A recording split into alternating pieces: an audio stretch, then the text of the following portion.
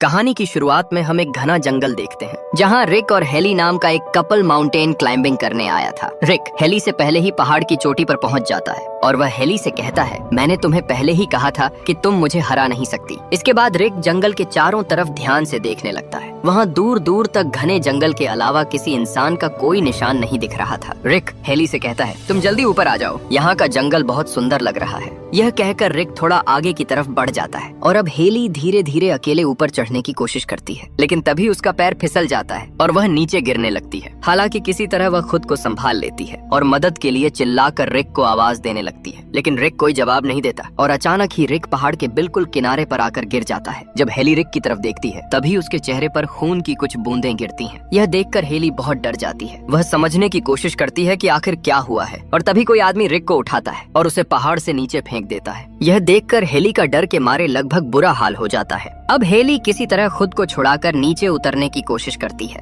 लेकिन तभी कोई अचानक रस्सी पकड़कर उसे ऊपर की तरफ खींचने लगता है। डर के मारे हेली खुद को बचाने के लिए उस रस्सी को काट देती है, जिसकी वजह से वह सीधे पहाड़ से नीचे गिर जाती है और जाकर रिक की लाश के पास ही गिरती है। यहाँ रिक को मरी हुई हालत में देखकर हेली जोर जोर से रोने लगती है। वह इस हादसे को अभी तक ठीक से संभाल नहीं पा रही थी और तभी वह देखती है कि झाड़ियों के अंदर से कोई तेजी से उसकी तरफ बढ़ रहा है। यह देखकर हेली अपनी जान बचाने के लिए गाड़ी की तरफ दौड़ने लगती है, लेकिन दौड़ते समय उसका पैर एक कटे हुए तार में उलझ जाता है, जिसकी वजह से वह नीचे गिर जाती है और तभी हम देखते हैं कि कोई आदमी उसे घसीटते हुए वहां से ले जाता है। और यहाँ हमें पता चलता है कि वेस्ट वर्जीनिया के इस इलाके से कई लोग अचानक गायब हो रहे हैं और लोगों का मानना है कि इस जंगल में कुछ अजीब दिखने वाले लोग रहते हैं जो इंसानों का मांस खाते हैं, और अगर कोई इंसान इस जंगल में आकर खो जाता है तो वे अजीब दिखने वाले लोग उसे मार डालते हैं। इसके बाद के सीन में हम सड़क के बीच एक गाड़ी देखते हैं जिसमें क्रिस नाम का एक आदमी बैठा होता है। क्रिस आज एक इंटरव्यू देने जा रहा था, लेकिन कुछ दूर जाने के बाद ही वह हाईवे पर एक भयानक जाम में फंस जाता है। जब वह देखता है कि गाड़ियां बिल्कुल भी आगे नहीं बढ़ रही हैं, तो वह अपनी गाड़ी से उतरकर आगे खड़े एक ट्रक ड्राइवर से पूछता है, भाई यहाँ इतना जाम क्यों लगा है? तब ट्रक ड्राइवर उसे बताता है कि यहाँ से 3 मील दूर एक केमिकल से भरा ट्रक पलट गया है और सारा केमिकल सड़क पर फैल गया है,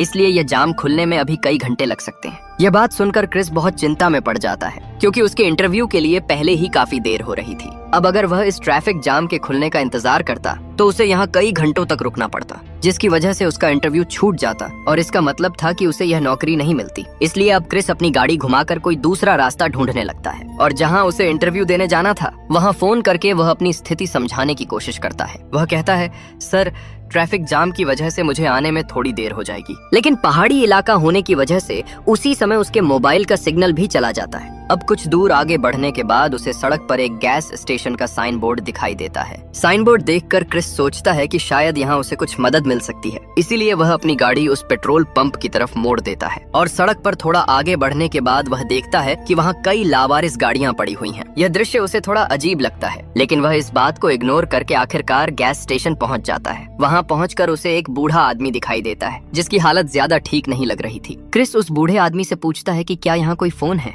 तब वह बूढ़ा आदमी इशारा करके एक फोन दिखा देता है। इसके बाद क्रिस जल्दी से उस फोन के पास जाकर अपने ऑफिस में कॉल करने की कोशिश करता है, लेकिन तभी उसे पता चलता है कि यहाँ का फोन भी खराब है। यह देखकर क्रिस और ज्यादा चिंता में पड़ जाता है और तभी उसकी नजर दीवार पर लगे एक मैप पर पड़ती है। वहाँ उसे शहर की तरफ जाने वाला एक कच्चा रास्ता दिखाई देता है जो आगे जाकर हाईवे से मिल जाता है। इसके बाद क्रिस उसी कच्चे रास्ते से हाईवे तक जाने के लिए अपनी गाड़ी लेकर निकल पड़ता है। कुछ देर इस रास्ते पर चलने के बाद उसके सामने 2 रास्ते आ जाते हैं। क्रिस समझ नहीं पाता कि उसे कौन सा रास्ता चुनना चाहिए, इसलिए वह कुछ देर सोचता है और आखिर में जंगल के अंदर जाने वाले रास्ते को चुन लेता है, क्योंकि उसे लगता है कि यह रास्ता जरूर एक शॉर्टकट होगा। और क्योंकि यह रास्ता जंगल के अंदर से जाता है, इसलिए उसे लगता है कि इस रास्ते पर ज्यादा लोग नहीं होंगे और यहाँ जाम लगने का कोई सवाल ही नहीं था, यानी वह जल्दी ही शहर पहुँच सकता था। लेकिन उसे यह नहीं पता था कि यह रास्ता चुनकर वह अपनी जिंदगी की सबसे बड़ी गलती करने जा रहा है। कुछ दूर आगे जाने के बाद उसे सड़क पर एक मरा हुआ हिरण दिखाई देता है। उसे देखने के चक्कर में उसका ध्यान सड़क से हट जाता है और तभी उसकी गाड़ी सामने खड़ी एक दूसरी गाड़ी से टकरा जाती है। लेकिन खुशकिस्मती से इस एक्सीडेंट में क्रिस को ज्यादा चोट नहीं लगती और जिस गाड़ी से क्रिस की गाड़ी टकराई थी वह कुछ स्टूडेंट्स की थी जो इस जंगल में घूमने आए थे।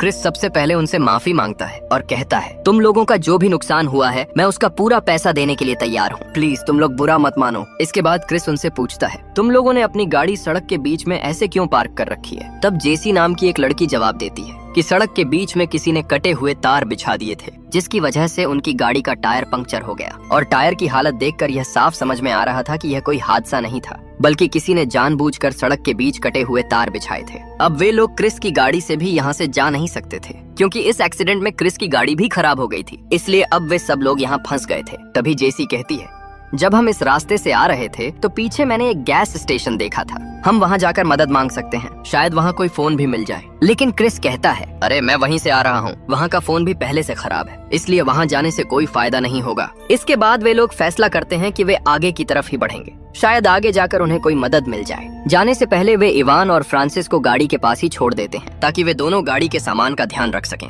आगे बढ़ते समय उन्हें सड़क के बीच एक मरा हुआ नेवला दिखाई देता है, जिसे किसी ने बहुत बुरी तरह कुचल कर मार दिया था। लेकिन वे लोग इस बात को ज्यादा महत्व नहीं देते और धीरे धीरे आगे बढ़ते रहते हैं। और आखिरकार कुछ दूर आगे जाने के बाद वे लोग एक जगह देखते हैं जहाँ कुछ टायरों में आग जल रही थी। यह देखकर क्रिस समझ जाता है कि यह जगह बिल्कुल भी सामान्य नहीं है, इसलिए खतरे का अंदाजा लगाकर क्रिस सबको आगे बढ़ते रहने के लिए कहता है। और दूसरी तरफ इवान और फ्रांसिस, जो गाड़ी की रखवाली के लिए पीछे रुक गए थे, वे इंतजार करने लगते हैं कि उनके दोस्त मदद लेकर वापस आएं। तभी इवान को जंगल के अंदर से किसी अजीब सी आवाज सुनाई देती है। आवाज सुनकर इवान फ्रांसिस से कहता है, तुम गाड़ी में ही रहो, मैं जाकर देखता हूँ कि यह आवाज कहाँ से आ रही है। इसके बाद इवान उस आवाज का पीछा करते हुए जंगल की तरफ चला जाता है और फ्रांसिस गाड़ी में बैठकर इवान का इंतजार करने लगता है। लेकिन इंतजार करते करते काफी समय बीत जाता है, फिर भी इवान वापस नहीं आता, इसलिए फ्रांसिस उसे ढूंढने के लिए जंगल के अंदर चला जाता है। कुछ दूर आगे बढ़ने पर उसे इवान का एक जूता जमीन पर पड़ा हुआ दिखाई देता है। यह देखकर फ्रांसिस समझ नहीं पाता कि इवान अपना जूता यहाँ क्यों छोड़ गया। थोड़ा और आगे जाने पर उसे जमीन पर एक कटा हुआ कान दिखाई देता है और उस कान की बाली देखकर फ्रांसिस समझ जाता है कि यह इवान का ही कान है। यह देखकर फ्रांसिस बहुत डर जाता है और वह समझ जाता है कि यह जगह बिल्कुल भी सुरक्षित नहीं है। यह समझते ही फ्रांसिस वहाँ से भागने की कोशिश करता है, लेकिन तभी पीछे से एक आदमी उसे पकड़ लेता है और बहुत ही बेरहमी से उसे वहीं मार देता है। दूसरी तरफ बाकी लोग चलते चलते सड़क के आखिरी छोर तक पहुँच जाते हैं। वहाँ से आगे जाने का कोई रास्ता नहीं था, इसीलिए वे लोग फिर से जंगल के अंदर से आगे बढ़ने लगते हैं और कुछ दूर आगे जाने के बाद उन्हें एक घर दिखाई देता है। घर को देखकर वे लोग काफी खुश हो जाते हैं, क्योंकि उन्हें लगता है कि शायद इस घर के अंदर उन्हें कोई मदद मिल सकती है। अब जब वे लोग घर के पास पहुँचते हैं तो उन्हें आसपास कई गाड़ियाँ दिखाई देती हैं। यह देखकर उन्हें थोड़ा अजीब लगता है। इसके बाद क्रिस घर के दरवाजे पर नॉक करता है, लेकिन अंदर से कोई जवाब नहीं आता, इसलिए वे लोग खुद ही सीधे घर के अंदर चले जाते हैं। अंदर जाकर वे देखते हैं कि घर की हालत बहुत खराब थी। ऐसा लग रहा था जैसे कई महीनों से यहाँ कोई साफ सफाई नहीं हुई हो। खाने की मेज की हालत भी बहुत गंदी थी। अब वे लोग घर के अंदर फोन या रेडियो ढूंढने के लिए तलाशी लेने लगते हैं। तभी उन्हें घर के अंदर कई गाड़ियों की चाबियां मिलती हैं। यह देखकर उन्हें और भी शक होने लगता है। इसी बीच जब क्रिस फ्रिज खोलता है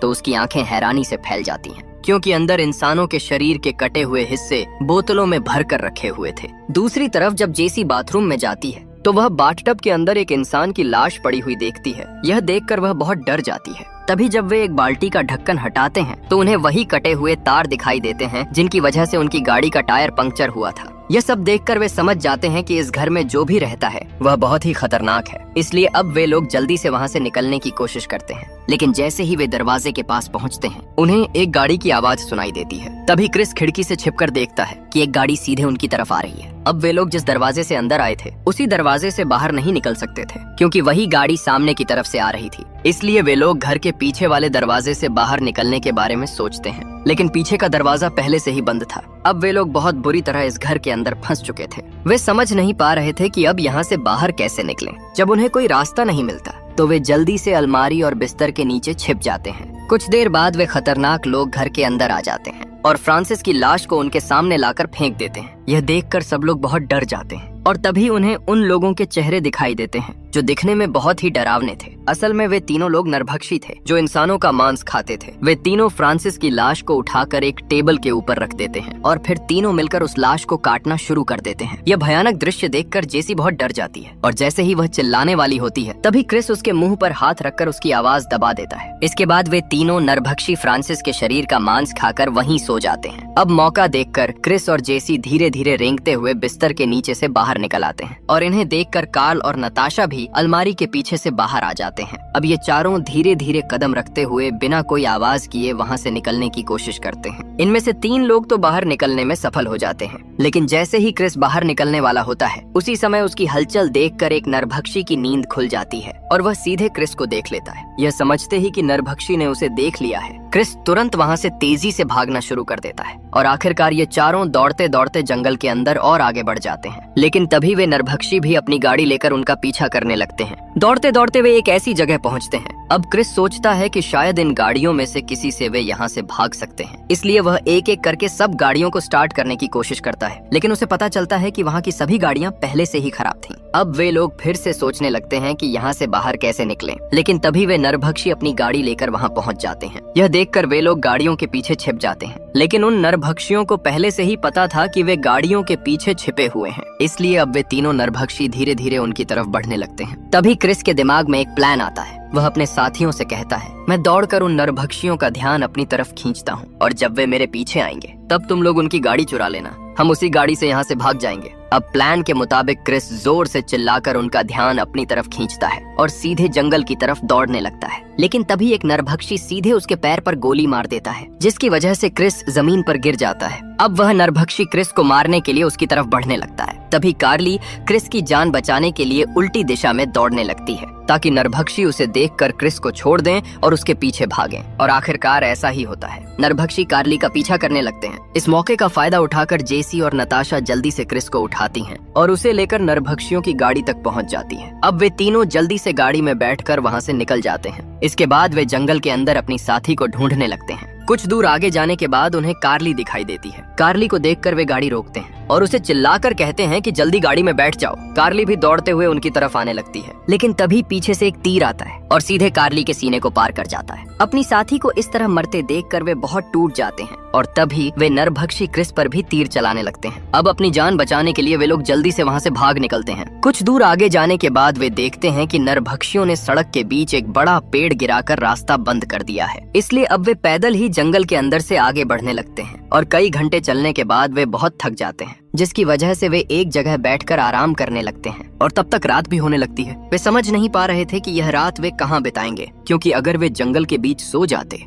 तो नरभक्षी उन्हें ढूंढकर मार सकते थे। इसलिए वे लोग फिर से किसी सुरक्षित जगह की तलाश में आगे बढ़ने लगते हैं। तभी नताशा को लकड़ी का बना एक टावर दिखाई देता है। टावर को देखकर वे सोचते हैं कि शायद रात बिताने के लिए उन्हें एक सुरक्षित जगह मिल गई है। और ऊपर से देखने पर उन्हें चारों तरफ दूर दूर तक सिर्फ घना जंगल दिखाई देता है। टावर के अंदर थोड़ा ध्यान से खोजने पर उन्हें एक फर्स्ट एड बॉक्स मिल जाता है, जिससे नताशा क्रिस के पैर पर बैंडेज कर देती है। वहीं उन्हें एक रेडियो भी मिलता है। रेडियो को ऑन करके वे बाहर की दुनिया से संपर्क करने की कोशिश करते हैं, लेकिन उन्हें कोई जवाब नहीं मिलता। इसी बीच क्रिस देखता है कि वे तीनों नरभक्षी उन्हें ढूंढते हुए इस टावर के पास पहुंच चुके हैं। उन्हें देखकर वे लोग चुपचाप बैठ जाते हैं और नरभक्षियों के वहां से चले जाने का इंतजार करने लगते हैं। लेकिन तभी रेडियो से किसी का जवाब आता है और उस आवाज को नीचे खड़े नरभक्षी सुन लेते हैं। अब वे समझ जाते हैं कि लोग इसी टावर के ऊपर छिपे हुए हैं। इसके बाद नरभक्षी सीधे टावर के ऊपर चढ़ने लगते हैं। अपनी जान बचाने के लिए क्रिस जल्दी से टावर के अंदर आने का रास्ता बंद कर देता है। कुछ देर बाद सब कुछ शांत हो जाता है और उन्हें लगता है कि शायद नरभक्षी वहां से चले गए हैं। लेकिन तभी टावर के अंदर धुआं भरने लगता है। यह देखकर वे समझ जाते हैं कि नरभक्षियों ने टावर में आग लगा दी है। अब वे लोग बहुत बुरी तरह टावर के अंदर फंस चुके थे। अब उन्हें ऐसा लगने लगता है जैसे उनकी मौत उनकी आंखों के सामने खड़ी हो। तभी क्रिस कहता है,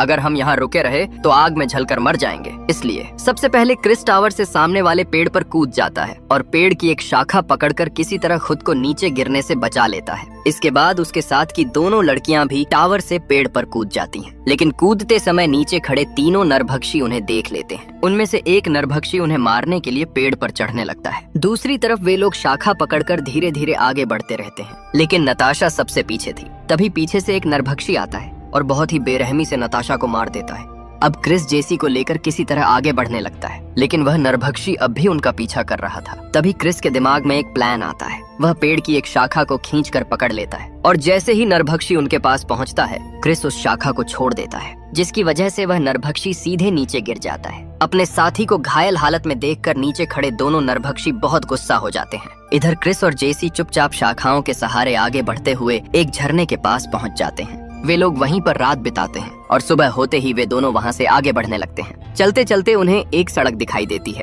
सड़क को देखकर वे दोनों बहुत खुश हो जाते हैं, लेकिन उनकी यह खुशी ज्यादा देर तक नहीं रहती, क्योंकि तभी पीछे से एक नरभक्षी आकर क्रिस पर हमला कर देता है, जिसकी वजह से क्रिस ढलान से नीचे लुढ़कने लगता है और वह नरभक्षी जेसी को पकड़कर अपने साथ ले जाता है। तभी क्रिस को सड़क पर एक पुलिस की गाड़ी दिखाई देती है। गाड़ी को देखकर क्रिस जल्दी से उसके पास पहुंच जाता है। असल में रात के समय जब उन्होंने रेडियो से मदद मांगी थी, तब उस पुलिस ऑफिसर ने उनकी मदद का सिग्नल सुन लिया था, इसीलिए वह पुलिस ऑफिसर उन्हें बचाने के लिए यहाँ आया था। अब क्रिस उस पुलिस ऑफिसर को सब कुछ बताने ही वाला था कि तभी पीछे से एक तीर आकर सीधे पुलिस ऑफिसर की आंख में लग जाता है।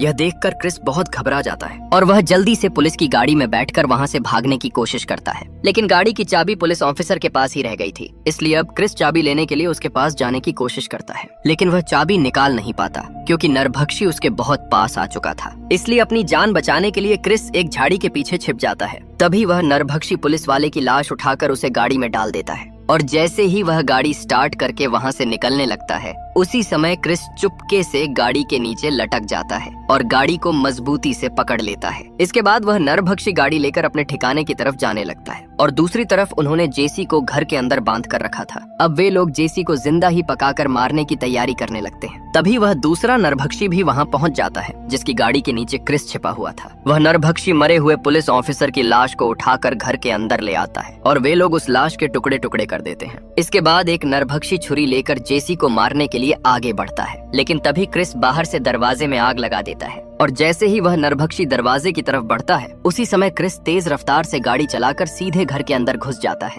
और उस नरभक्षी को कुचल देता है। इसके बाद क्रिस दूसरे नरभक्षी पर भी हमला करता है और उसे भी बुरी तरह घायल कर देता है। अब क्रिस जल्दी से जेसी को वहां से छुड़ाने के लिए उसके पास पहुंचता है, लेकिन तभी पीछे से एक नरभक्षी आकर क्रिस को उठाकर जोर से पटक देता है और वह कुल्हाड़ी लेकर क्रिस पर जानलेवा हमला करने के लिए आगे बढ़ता है। जैसे ही वह नरभक्षी क्रिस को मारने वाला होता है, तभी जेसी हिम्मत जुटाकर एक तीर सीधे उसके सिर के पीछे मार देती है, जिसकी वजह से वह नरभक्षी सीधे नीचे गिर जाता है। अब जब वे दोनों घर से बाहर निकलने वाले होते हैं, तभी एक और नरभक्षी क्रिस पर हमला कर देता है, लेकिन अब जेसी और क्रिस मिलकर उसका मुकाबला करने लगते हैं, इसलिए वह नरभक्षी उनके सामने कमजोर पड़ जाता है। तभी जेसी जल्दी से एक कुल्हाड़ी उठाकर उसके सीने पर जोरदार वार करती है और उसे सीधे नीचे गिरा देती है। अब वे दोनों घर से बाहर निकलने ही वाले होते हैं, लेकिन तभी वह नरभक्षी जेसी का पैर पकड़ लेता है, लेकिन जेसी एक बार फिर खुद को छुड़ा लेती है। उधर जिस नरभक्षी के सिर के पीछे तीर लगा था, वह फिर से होश में आने लगता है। ये नरभक्षी मानो मरने का नाम ही नहीं ले रहे थे। अब क्रिस और जेसी जल्दी से घर से बाहर निकल जाते हैं। अब क्रिस की बंदूक में सिर्फ एक ही गोली बची थी, इसलिए क्रिस समझदारी से पुलिस की गाड़ी के पीछे रखे गैस टैंक पर गोली चला देता है, जिसकी वजह से पूरा घर जोरदार धमाके से उड़ जाता है और आखिरकार घर के अंदर मौजूद सभी नरभक्षी आग में जलकर वहीं मर जाते हैं। इसके बाद क्रिस और जेसी नरभक्षियों की गाड़ी में बैठकर वहां से निकल जाते हैं और सीधे उस गैस स्टेशन पर पहुंच जाते हैं। वहां पहुंचकर क्रिस सबसे पहले अपने सामने लगा हुआ उस मैप को फाड़ देता है, क्योंकि इसी मैप की वजह से वह इतनी बड़ी मुसीबत में फंस गया था और वह नहीं चाहता था कि इस मैप को देखकर किसी और के साथ भी ऐसा हो। इसलिए वह उस मैप को हमेशा के लिए खत्म कर देता है और इसी के साथ यह कहानी यहीं खत्म हो जाती है।